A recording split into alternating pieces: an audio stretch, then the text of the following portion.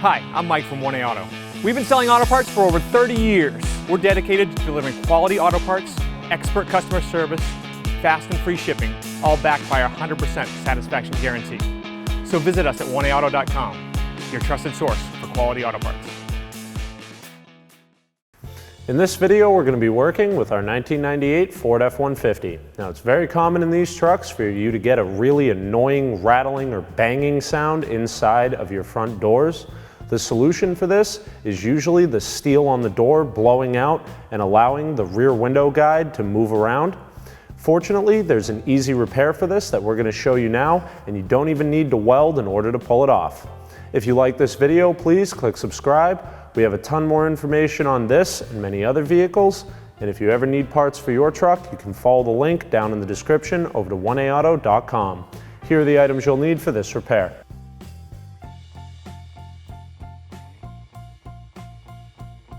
Now, it's very common on these F-150s for the door to break right where the window track or window guide, which is what allows the window to stay in place as it drops into the door.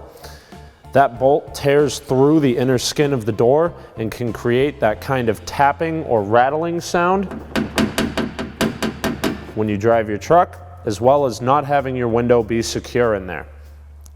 Fortunately, this is such a common issue, there's a very easy repair for it. We're going to remove this 11mm bolt and get the old chunk of sheet metal off of there. And you can see here that this piece of sheet metal is right where that hole is, and if you had a welder, you could just tack that in there. But fortunately, we have an easy solution even if you don't weld.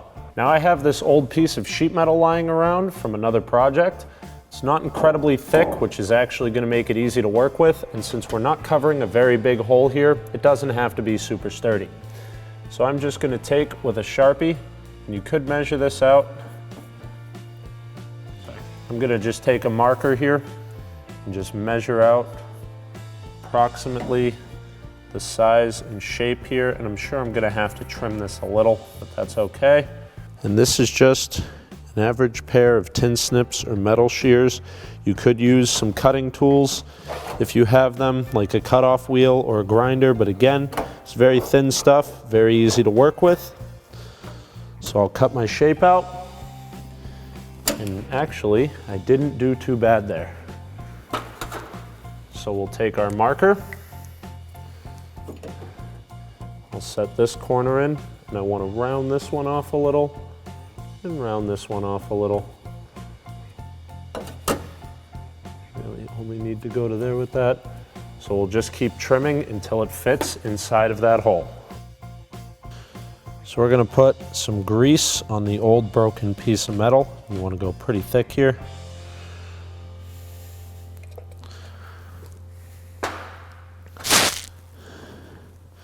Now I'm going to hold it roughly where it was on the door, put our panel in, and press them together. That was actually the grease on my finger, made that center mark.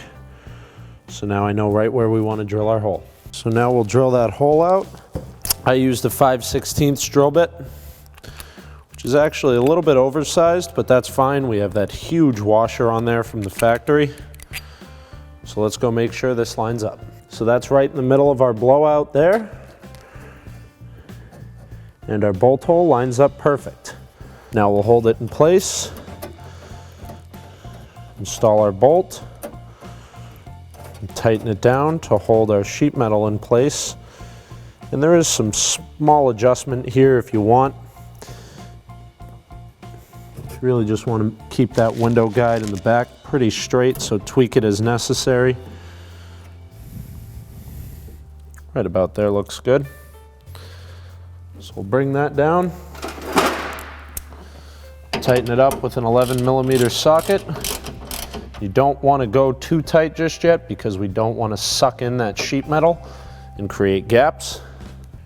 Now, yes, you could just leave it tight like this and everything would probably be fine, but we already had one failure, so we're going to go ahead and overdo it a little bit.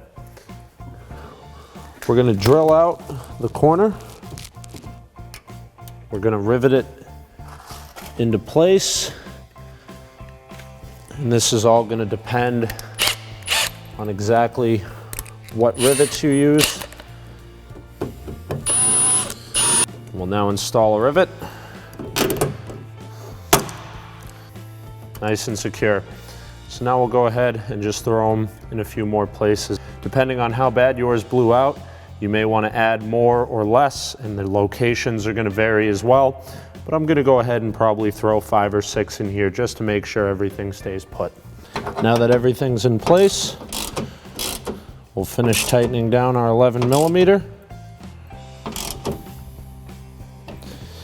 And now our window guide is right where we want it. Now this metal already has a rust coating on it that we used. If yours doesn't, you want to just put any kind of paint on there. This is inside the door, so it doesn't matter, but it is going to help prevent that from rusting out. Thanks for watching. Visit us at 1AAuto.com for quality auto parts, fast and free shipping, and the best customer service in the industry.